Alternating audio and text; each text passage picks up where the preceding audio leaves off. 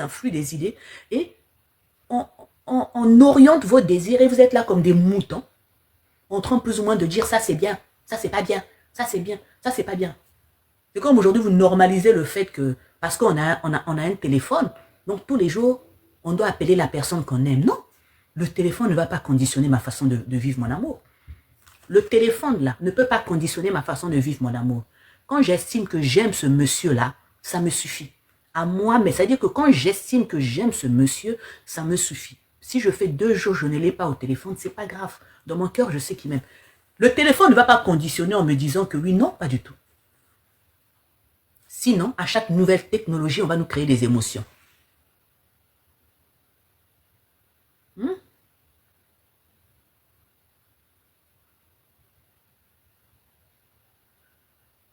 Mais Anissé qui dit je veux la... Mais vous êtes bloqué. De ce côté-là, je rigole pas. Soyez démocrate, mais je suis démocrate.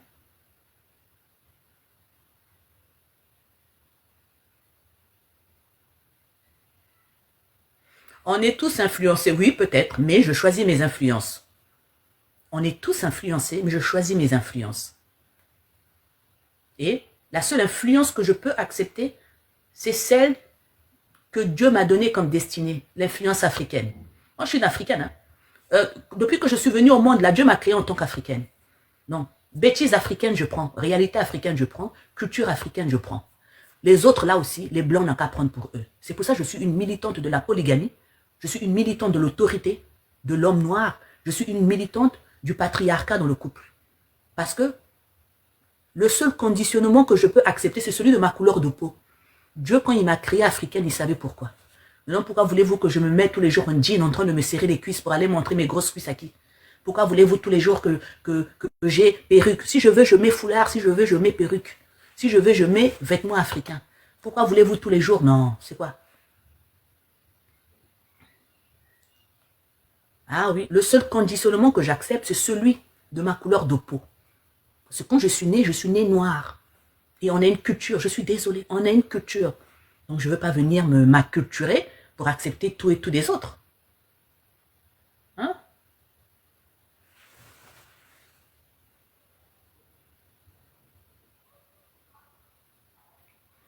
Et de la même façon, on vous acculture et tout ce qui est noir est mauvais. Je dis bien tout ce qui est noir est mauvais. Et vous pensez que vous êtes libre. Vous n'êtes pas libre. Vous n'êtes pas libre. Voilà. La seule orientation que j'accepte, c'est que je suis née avec une couleur de peau. Donc j'accepte cette orientation.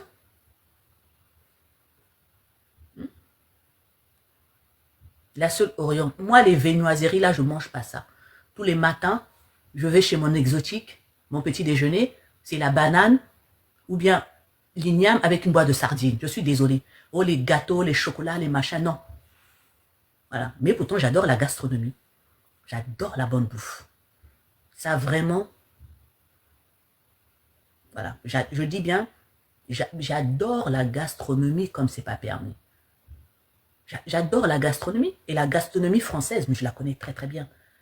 À l'époque, avant de repartir vivre définitivement en Afrique, j'ai travaillé à Picard. J'étais responsable à Picard. Vous connaissez bien Picard, les surgelés. J'ai travaillé à Picard. J'ai travaillé à Picard. Donc imaginez-vous quelqu'un qui est responsable à Picard, mais qui lutte et qui se bat pour la bouffe africaine. Voilà. Avant de quitter l'Europe, j'étais responsable à Picard. Et avant d'être à Picard, pour ceux qui connaissent bien la France, j'ai fait 10 ans à l'époque au Virgin Megastore, sur les Champs-Élysées. Non, il n'y a pas plus Babtou. Hein. J'ai fait 10 ans au Virgin Megastore sur les Champs-Élysées. Et je n'étais pas dans n'importe quel rayon, le rayon merchandising. C'est-à-dire que le rayon qui s'occupait de tout ce qui était publicitaire de marque, tout ce qui était produits dérivés.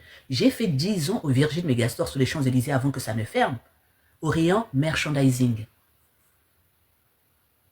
Et après, je suis allé à Picard, où j'ai fait 7 ans. Et j'ai terminé en tant que responsable. Non, imaginez-vous Picard, là, pour vendre les surgelés. Tous les jours, il faut goûter la bouffe. Tous les jours, il faut savoir proposer aux clients. Tous les jours, on avait des ateliers culinaires. Donc, je connais très bien de quoi je parle. Et quand j'ai terminé à Picard, je suis reparti en Afrique. Et quand je suis revenu en Afrique, j'ai travaillé dans le bio. Moi, j'ai travaillé à la vie claire. Ceux qui connaissent la vie claire. Moi, j'ai travaillé à la vie claire. Donc, tout ce qui est produit européen, là, je connais ça plus même que la normale. Moi, j'ai travaillé à la vie claire. Donc, le bio, je le maîtrise.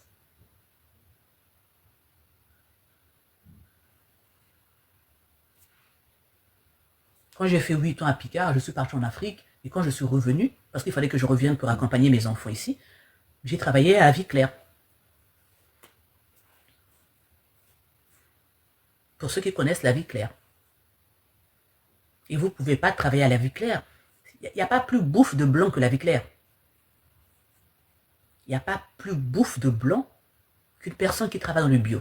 Il n'y a pas une personne qui peut connaître plus bouffe de blanc là qu'une personne qui travaille dans le bio. Pour ceux qui connaissent le bio, pour ceux qui connaissent le magasin La Vie Claire, hein, pour ceux qui sont en Europe, un peu comme Onès, tout ça. Et quand vous travaillez dans les magasins comme le bio là, tous les légumes anciens, je dis bien tous les légumes anciens, vous les connaissez. Et les légumes anciens, ce n'est pas les fenouilles, hein. Les vrais légumes anciens là, tous les légumes anciens, vous les connaissez. Tous les fromages, vous les connaissez. Tous les bouffes avec le soja, vous êtes obligé de connaître. Tous les moopathies, vous connaissez.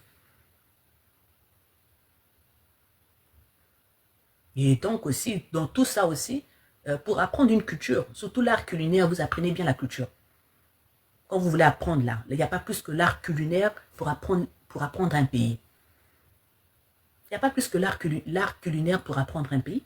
Ce que les gens mangent là, il n'y a pas plus que ça pour apprendre un pays. Il n'y a pas plus que ça.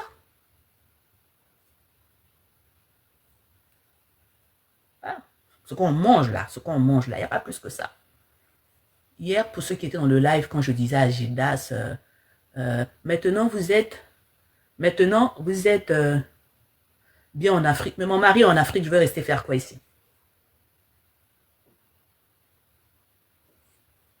De temps en temps, je viens parce que les enfants sont ici.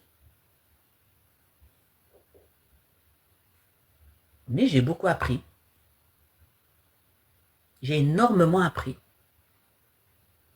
Et j'ai énormément appris parce que je les ai fréquentés. Je les ai bien fréquentés même. J'arrête pas de répéter. Quand vous venez en Europe, ça c'est un truc qui n'a rien à voir. Mais vous ne pouvez pas rester en communauté. Vous allez rester en communauté, vous allez apprendre quoi? Vous avez quitté à 30 ans au pays là-bas, mais vous connaissez tout de l'Africain. Vous connaissez tout de l'Africain. Donc quand vous venez, que ce soit en Chine, que vous allez, non. Les gens de ce pays-là, il faut les fréquenter. Il faut les vivre. Il faut les côtoyer. C'est la seule façon d'apprendre. Vous ne pouvez pas quitter l'Afrique et vous rester ici tous les jours à Gare du Nord. Bien tous les jours dans les fêtes des Africains. Non. Vous venez de là. Vous allez apprendre quoi? Qu'est-ce qu'ils vont vous apprendre? Tous les jours en train de bouffer la bouffe africaine, mais vous la connaissez. Bien tous les jours en train d'écouter la musique africaine, vous la connaissez. Vous la connaissez. Pour bien apprendre d'un peuple, il faut le coller. À quoi ça sert?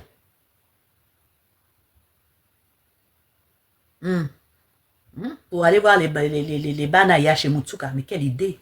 Mais quelle idée! Donc vous avez quitté, vous avez fait des kilomètres et des kilomètres pour venir rester encore entre vous. Mais vous allez apprendre quoi entre vous? Je ne sais pas. Je ne comprends pas. Qu'est-ce que vous allez apprendre entre vous? On a tous quitté l'Afrique là-bas parce que la mise. Mais apprenez des autres. On est venu ici, c'est pour apprendre des autres.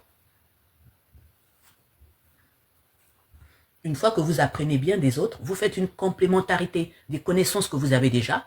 Vous avez la connaissance africaine, vous prenez bien la connaissance européenne, vous la jumelez et vous en faites quelque chose. Vous devenez un vrai opposant. Parce que même devant un blanc, il ne peut pas vous dire, toi tu es qui? Je te connais peut-être mieux que tu ne me connais moi. Je connais ta culture mieux que tu connais la mienne. Parce que moi, j'ai eu le temps d'assimiler ta culture. J'ai eu le temps de bien vous connaître. J'ai eu le temps de très bien vous connaître. Et j'ai eu le temps de voir ce qui est bien chez vous et ce qui n'est pas bien chez vous. J'ai eu le temps de peser le pour et le contre. J'ai eu le temps d'évaluer. J'ai eu le temps de, voilà.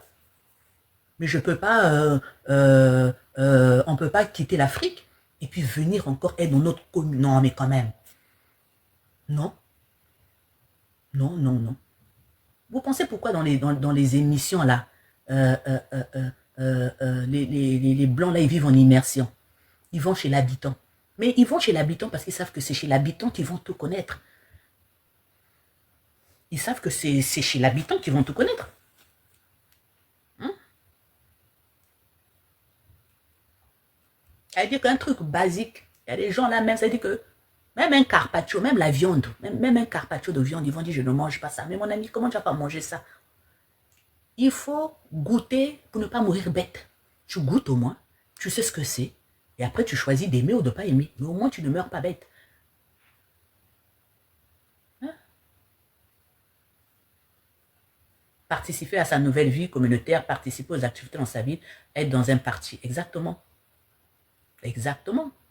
On ne peut pas venir ici et puis s'enfermer entre nous. C'est pas possible. Comment on peut venir ici et être entre nous et prétendre plus ou moins évoluer? Ça ne sera pas possible.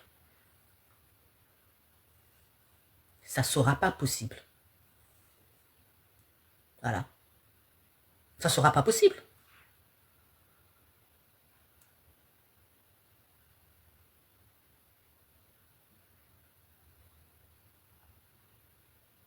Donc, quand on parle des hommes comme ça, non. De la même façon, quand on dit que les femmes sont intéressées par l'argent, de la même façon, les hommes n'aiment pas la pression. Les hommes n'aiment pas la pression. Les hommes, ils n'aiment pas la pression. Et supporter, être dans un couple séparé avec une femme. Vous êtes séparé d'une femme avec les enfants. Vous avez une nouvelle femme. Tous les jours, vous allez supporter la pression de celle-là quand vous recevez vos enfants, mais vous allez les recevoir en cachette. Les hommes n'aiment pas la pression. Les femmes, la femme, c'est la pression même. La femme, la pression, on le lui a appris depuis à la maternelle. Comme je vous ai toujours dit, on a appris à la femme à se déguiser depuis la maternelle. Il est difficile pour un homme de bouder pendant une semaine. La femme, même pendant 4 mois, elle peut bouder. Ça n'a pas d'effet sur elle. Ça n'a pas d'effet sur elle. La femme, pendant 4 mois, elle peut bouder. C'est-à-dire que elle vous refuse le rapport intime. Ça ne lui elle est bien même. Puisqu'au final, la pression que la femme a, elle se décharge au téléphone. Hein, ma copine, il est là, il est arrivé, non? Eden, il est là, il est arrivé, non? Il pense que il est là. Mais vous ne pouvez pas aller vous plaindre. C'est-à-dire qu'au final, vous êtes là, vous vivez la pression, vous l'avalez, mais la femme...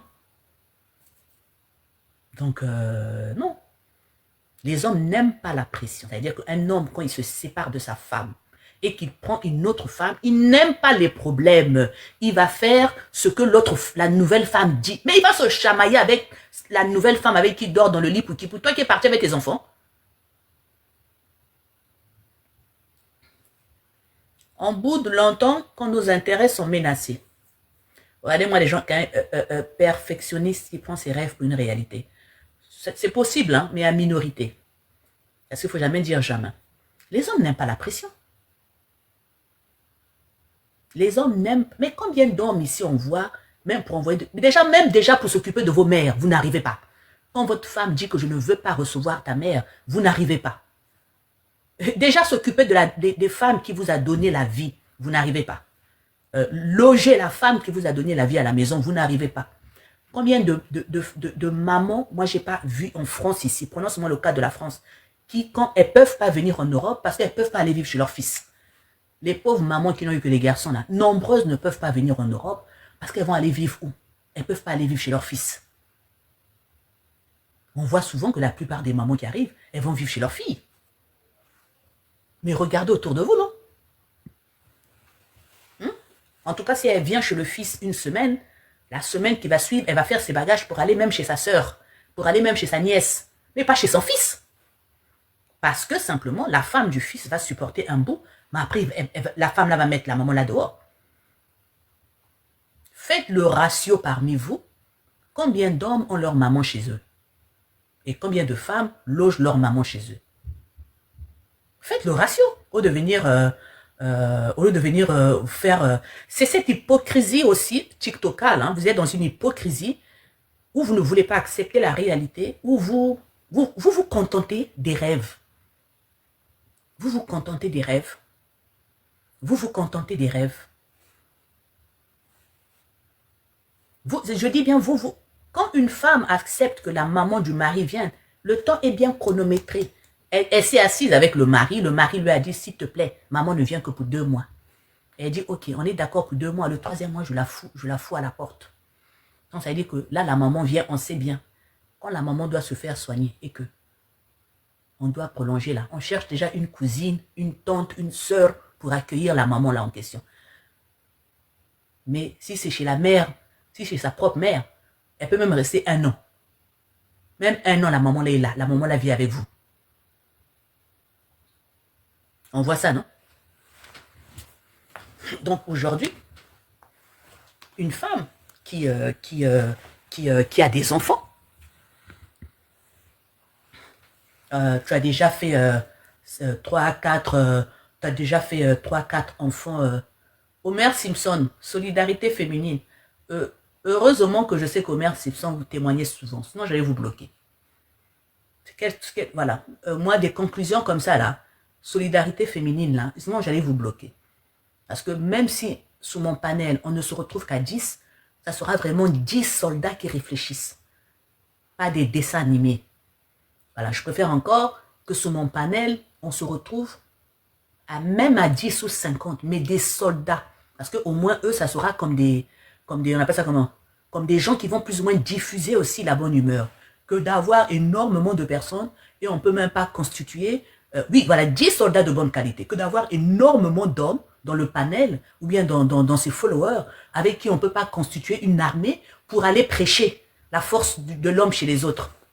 Donc, c'est pour ça que vous voyez, quand je dois faire un live, je n'attends pas qu'il y ait beaucoup de monde pour parler. La plupart des gens peuvent témoigner. À 2 hommes, je commence à parler. Non. Je préfère avoir dans mon panel 10 personnes. Jésus n'avait que 12 apôtres. Hein. Mais pourtant, jusqu'à aujourd'hui, on vous a colonisé. Hein. Jésus n'avait que 12. C'était 12, non? Ils étaient que 12. Mais pourtant, jusqu'à aujourd'hui, chacun a la Bible sous les aisselles. Ils étaient que 12. Hein. Ils étaient que 12. Ah oui. Que d'avoir 1000 soldats. Rodrigue Kiwasa, je crois que je suis le 12e. Je préfère.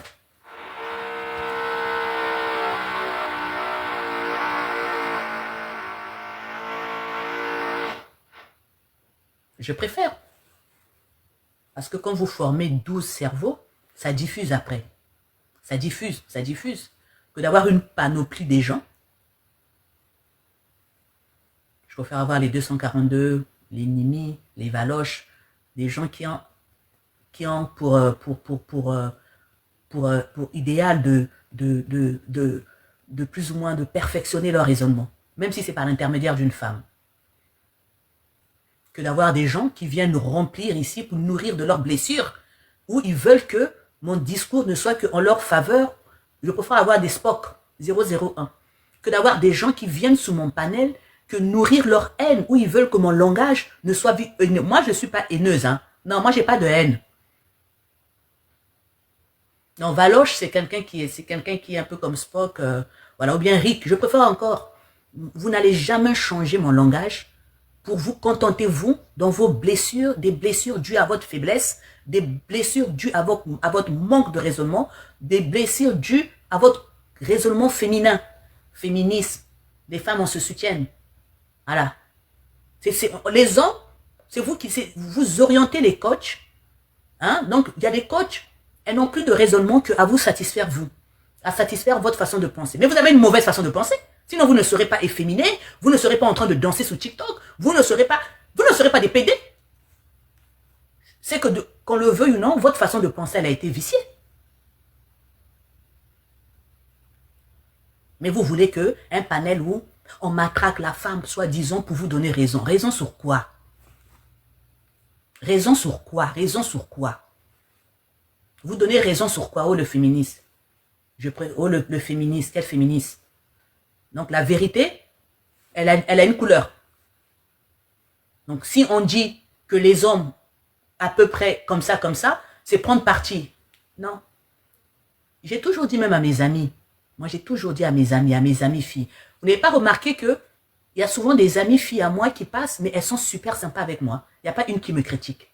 Parce que je suis honnête. Moi, je leur ai toujours dit. Ceux qui me suivent ont remarqué que quand mes amies femmes montent, elles ont énormément de respect pour moi. Si vous avez remarqué. Elles ont énormément de respect pour moi parce que je suis vrai. Elles me disent aussi, oui, toi, tu prends la part des hommes. Je dis, je ne peux pas prendre la part d'un homme, ni je ne peux pas prendre la part d'une femme. Parce qu'au final, nul n'est parfait.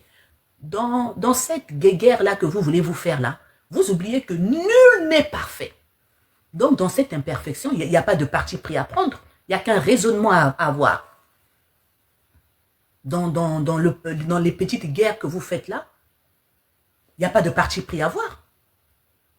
Il n'y a pas de parti pris à avoir. Il n'y a qu'un raisonnement à avoir, c'est tout. J'ai fait un post ici en disant la télécommande de nos désirs. Mais aujourd'hui, même le simple fait de dire que oui, l'infidélité n'est pas bonne. Mais c'est les Européens qui nous ont mis ça dans la tête. Ils nous ont orientés du fait que l'infidélité n'est pas bonne. Voilà, la télécommande de nos désirs. Regardez un peu chez les Mormons. Hein? Vous connaissez, regardez les Mormons aux États-Unis, où le monsieur vit. C'est-à-dire que les Mormons, là, ils ne veulent pas que leur raisonnement soit affecté. Ils ne veulent pas. C'est-à-dire qu'ils vivent aux États-Unis dans des villes reculées, des villes fermées. C'est-à-dire que si vous n'êtes pas mormon, vous ne rentrez pas. Parce qu'ils savent que quand on fait rentrer une civilisation, mais pourquoi la Chine s'est enfermée? Pourquoi la Chine a fait le blocus? C'est pour se développer librement avec leurs idées à eux. Avec leurs idées à eux. Quand vous introduisez les idées des autres, c'est comme un virus, mais vous ne vous rendez pas compte. Regardez les Normands aux États-Unis. Le monsieur, il peut avoir 15 femmes, il est là, dans la même maison, avec ses 15 femmes et tous ses enfants. Tout le monde trouve ça normal. Les Amish, tout le monde trouve ça normal. Je répète, tout le monde trouve ça normal. Allez leur dire que c'est pas normal. Non, non, non. Toutes les femmes vivent en bonne entente. À l'époque, là, les Baptos, quand ils sont venus, on voit bien un roi avec 25 femmes. C'était normal. Maintenant, aujourd'hui, non. Ils sont venus vous... Et chez les papous, ils sont venus vous donner leur façon de penser. Et vous trouvez maintenant que cette façon de penser-là, c'est celle-là. Ils vous ont orienté. Moi, je vous ai donné l'exemple Édouard Bernays. Ceux qui ont dit, d'où on tient le mot berner. Quand on dit on t'a berné, on t'a trompé. À l'époque, la cigarette, je vous ai donné l'exemple de la cigarette. Il fallait trouver un moyen de vendre plus de cigarettes. Il fallait plus ou moins capter, je veux dire, d'autres acheteurs, si on peut le dire de façon vulgaire comme ça là. Mais c'était les femmes. Les femmes, c'est un gros pouvoir d'achat. Comme celles qui fumaient là. C'était des PUT. Non, il fallait habiller celles qui fumaient. Il fallait changer l'image de la cigarette. Donc, il fallait une femme qui fume, c'est une femme indépendante. Et c'est à l'époque, ça a cartonné avec les hippies. Quand vous voyez la liberté, les hippies là, tout ça, tout le monde fumait, c'était un signe de liberté. C'est un peu comme les dreadlocks, hein, un peu de Bob Marley. On a donné une signification à ça. Vous pensez que la fidélité là, c'est vous-même qui avez raisonné comme ça, que oui, non. C'est une façon de fragiliser le couple. C'est une façon de fragiliser le couple. C'est une façon de fragiliser la cellule familiale. Parce qu'on sait qu'elle ne tiendra pas. Lorsqu'on met la valeur fidélité dans un couple, elle ne peut pas tenir. Le couple, vous allez vous séparer. Vous allez vous... Tant que la femme ne comprend pas que la valeur fidélité, une fois qu'on la met dans un couple, ma copine, soit tu seras infidèle comme ton mari, soit tu vas partir, tu vas laisser tes enfants. Et cette valeur fidélité-là, on nous l'a inculquée à l'européenne. C'est tout. Mais sur son couple, lorsqu'on intègre la valeur fidélité, lorsqu'on intègre la valeur, le couple ne peut pas tenir. C'est pas possible. Le couple mais le couple ne tiendra pas.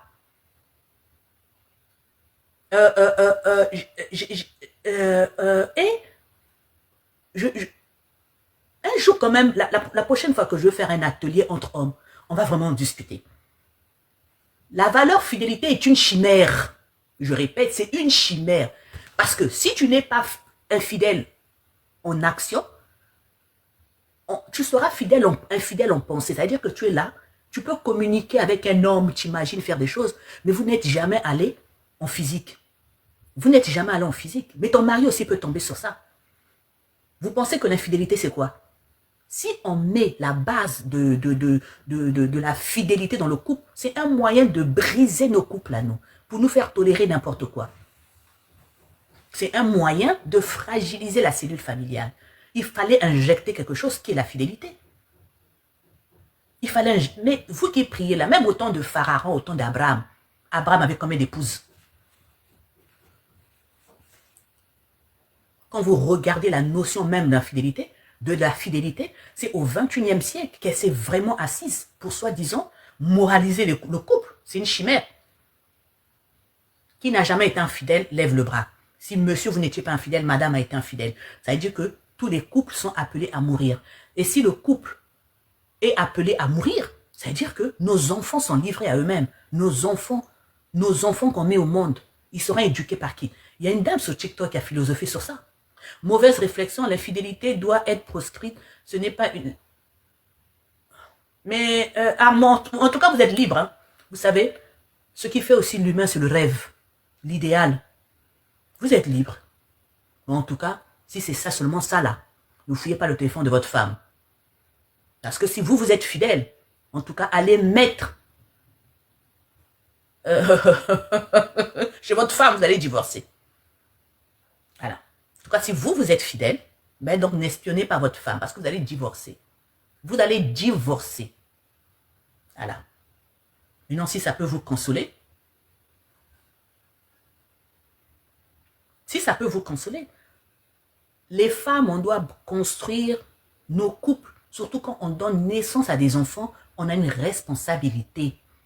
Les enfants n'ont rien demandé. Je répète, c'est illusoire de s'insurger contre la fidélité. Il n'y a pas de souci. Les enfants n'ont rien demandé.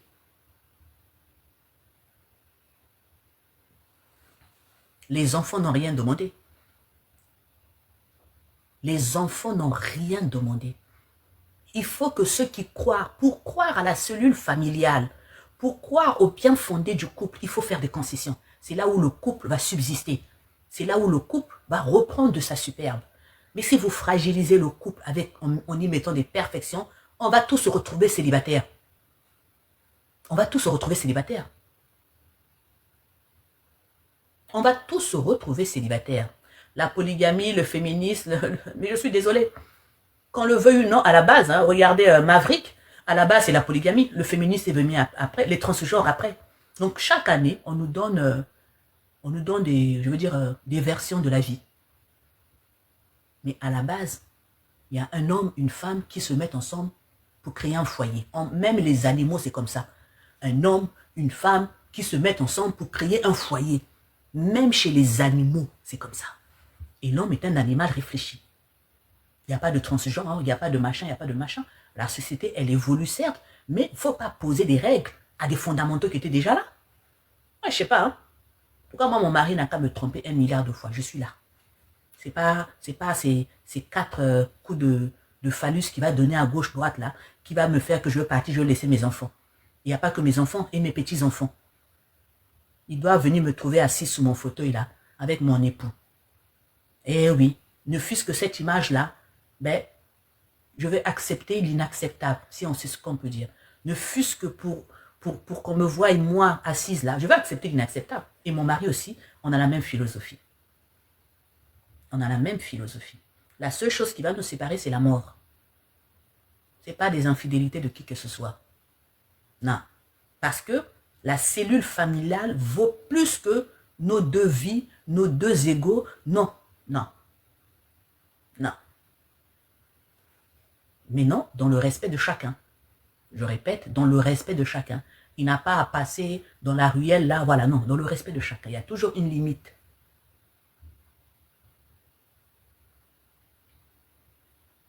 Maître, mes commentaires sont effacés. En tout cas, ce n'est pas moi qui les efface. Hein.